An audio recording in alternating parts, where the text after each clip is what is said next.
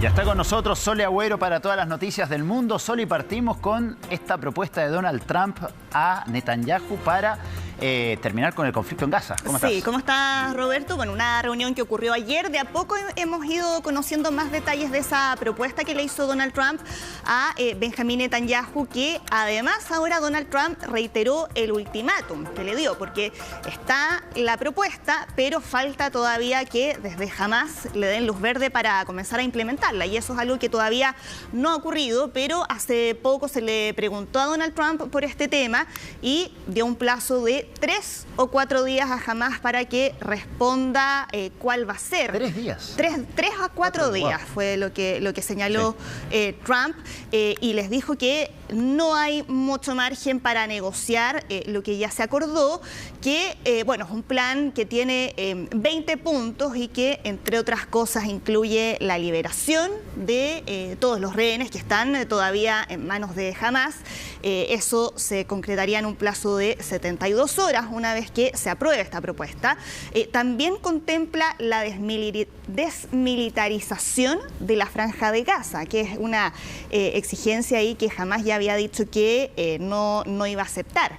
Y se excluye también a Hamás de cualquier rol en el gobierno de Gaza. A cambio se está proponiendo un ejecutivo de transición que todavía no se ha especificado muy bien cómo va a estar compuesto. Se habla de tecnócratas palestinos, de expertos internacionales, incluso se ha dicho que podría estar encabezado por el ex primer ministro británico Tony Blair, que es una figura que ha generado resistencias ahí entre los palestinos, entre otras cosas también por su rol en la guerra en Irak en 2003.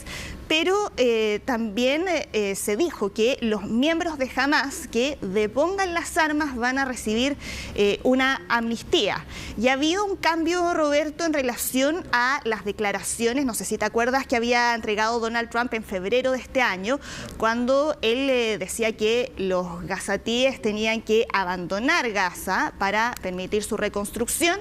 Ahora lo que está diciendo Donald Trump es que pueden permanecer en la Franja de Gaza y que se les va a permitir la oportunidad de construir una Gaza mejor. O sea, lo que está planteando Donald Trump es básicamente la rendición de Hamás. Bueno, es decir, le devuelvan todos los rehenes y déjennos a nosotros que vamos a imponerles el gobierno que nosotros queremos. Y hay otro tema ahí, y es que este plan de paz en ningún momento menciona otra de las exigencias básicas que siempre han hecho desde Hamás, que es la retirada completa del ejército israelí. Por lo tanto, todavía hay que tomar con cautela esta propuesta, que claro, si es que Hamás lo acepta, eso va a significar la liberación de todos los rehenes, enviar además ayuda humanitaria a cargo de Naciones Unidas, pero si no, Donald Trump ya hizo una advertencia. Israel va a contar con todo el apoyo de Estados Unidos para destruir lo que para ellos representa la amenaza de Hamás. Ahí van a jugar también un papel clave los países mediadores, países árabes como Qatar o Egipto, y también países musulmanes como Turquía, que han estado ahí negociando para tratar de hacer que desde Hamás acepten. De aquí al fin de semana deberíamos tener novedades entonces. Vamos a ver ahí si es que se cumple ese plazo que entregó el presidente estadounidense para ver si es que entregan una respuesta. Vamos mientras tanto hasta Filipinas, porque ya se están difundiendo distintos registros de un terremoto magnitud 6.9 que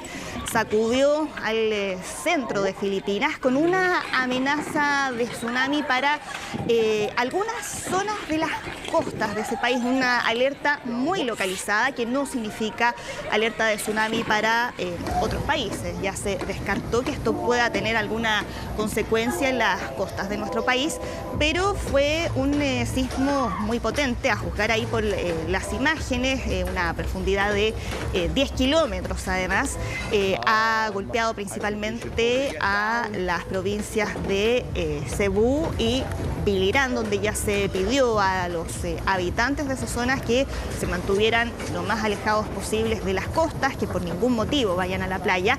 No se ha informado hasta ahora de víctimas, pero sí de daños en algunas infraestructuras, sobre todo en la provincia de Cebú. Se está evaluando aún el alcance de los daños, están viendo si es que hay además personas que pudieron haber resultado heridas en un país que ya está acostumbrado a los sismos. Es un país que está en el Anillo de Fuego del Pacífico, que se caracteriza por ser una zona de muchísima actividad sísmica y también actividad volcánica. O sea, Sole, este sismo no afectó a la capital Manila. No.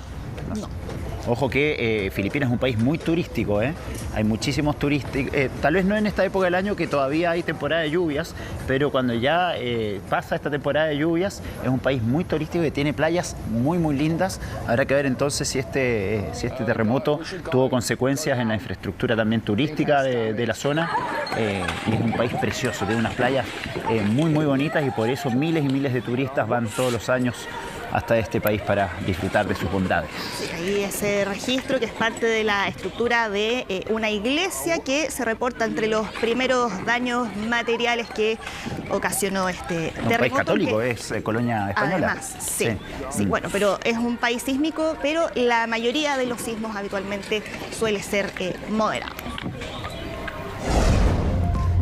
Vámonos ahora hasta Estados Unidos porque bueno, ya han sido recurrentes las veces en que les contamos de chilenos involucrados en robos, especialmente en viviendas de lujo en distintas partes de Estados Unidos. Estamos revisando ahí, de hecho, imágenes de archivo porque ya se anunció ahora una última detención que involucró a 9 chilenos que fueron arrestados en el estado de Nueva Jersey porque presuntamente tendrían vínculos con grupos que están relacionados con bandas sudamericanas de delincuentes. Esto se conoció a través de un comunicado del ICE, que es la Oficina de Inmigración y Control de Aduanas en Estados Unidos, y que indicaron que es una detención que ocurrió el 19 de septiembre, pero ahora anuncian el resultado de ese operativo y aclararon que los detenidos habían ingresado de manera legal a Estados Unidos con el programa de Visa Waiver, pero que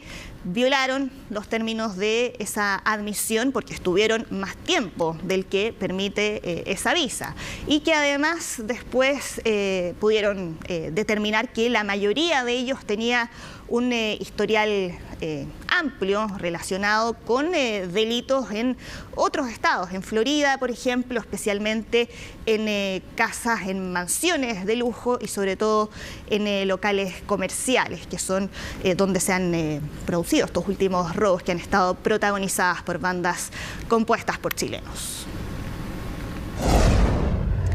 Y parte de la atención a nivel internacional está también puesta